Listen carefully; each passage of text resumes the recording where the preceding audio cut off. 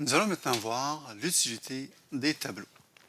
Alors ici, j'ai un exemple dans lequel j'ai 16 variables, donc val 1, val 2 jusqu'à val 16, et j'ai également une variable pour la somme.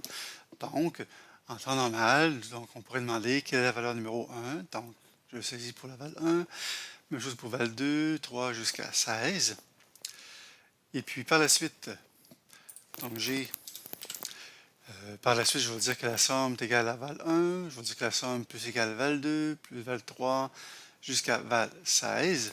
Donc, effectivement, j'ai un certain nombre de lignes d'instructions. Et puis par la suite, j'ai la somme finale est et j'affiche la somme. Donc, ceci peut être quand même assez long si j'ai 16 valeurs à saisir. Donc, le code va s'allonger. Imaginez-vous si je n'avais 100, si je n'avais 1000. Donc, on s'imagine que le nombre de lignes d'instructions serait long. Donc, pour éviter ceci, donc on va utiliser ce qu'on appelle un tableau. Donc, ici, je vais me définir un tableau que je vais nommer, par exemple, val, et dans lequel, cette fois-ci, je vais utiliser des crochets. Et dans les crochets, je vais indiquer le nombre de cases dont j'aurai besoin. Donc, ici, j'ai besoin de 16 valeurs. Donc, je vais val 1 jusqu'à val 16. Je vais donc indiquer que j'aurai 16 valeurs à saisir, donc 16 cases mémoire. Ici, ce que je vais faire, je vais mettre en commentaire le code, comme ceci. Donc, ce que je vais faire, à ce moment-là, je vais donc utiliser une boucle for. Donc, je vais ici indiquer que i égale à 0, et puis i plus petit que 16, et i plus plus. Donc ici, je commence à 0.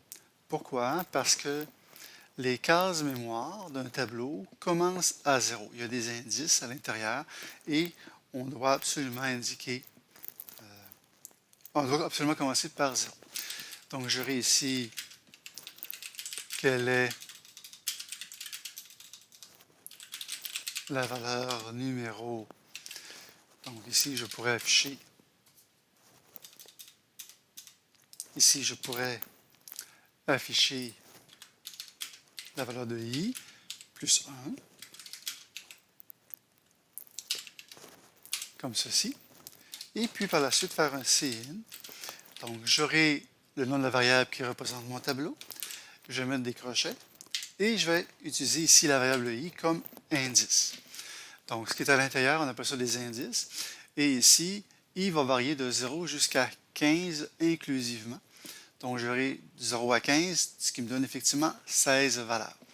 Donc je vais pouvoir saisir la valeur et puis par la suite l'afficher, le saisir comme ceci.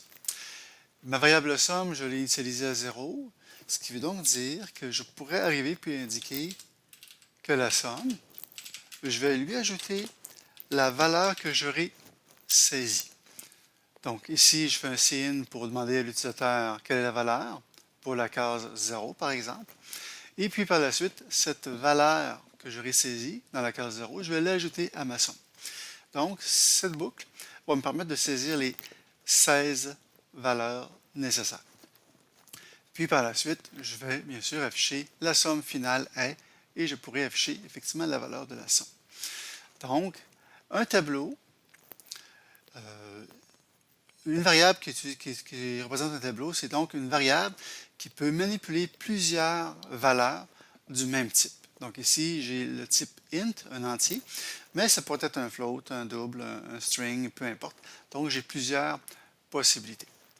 Donc, si je l'exécute,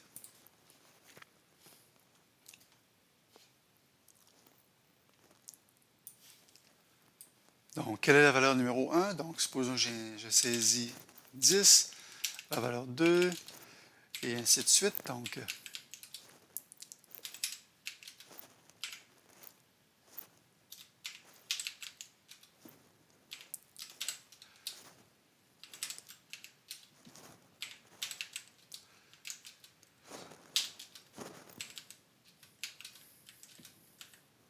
j'ai saisi les 16 valeurs.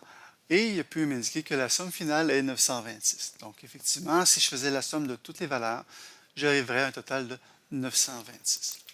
Donc, on constate que lorsque je vais utiliser un tableau pour manipuler plusieurs variables de même type, alors je vais utiliser un tableau dans lequel je vais mettre des crochets. Ici, je veux 16 cases mémoire, donc j'indique 16. Mais il faut se rappeler que la première case mémoire, l'indice, c'est 0 jusqu'à 16 moins 1, donc jusqu'à 15.